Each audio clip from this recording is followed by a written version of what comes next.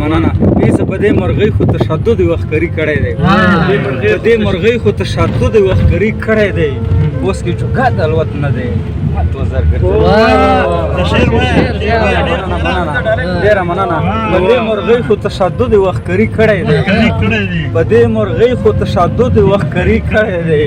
اوس کې جوګه د الوت نه دی مات وزر ګرځوي چې وایي یو څه کوي بل څه انصاف داسې نه وي چې وایي یو څه کوي بل څه انصاف داسې نه وي داسې سړی خو به مخ تور بیا په مخ شر ګرځوي یاره ټولې مشاعرې نه دا ځوانۍ باندې سپینېږي ویښته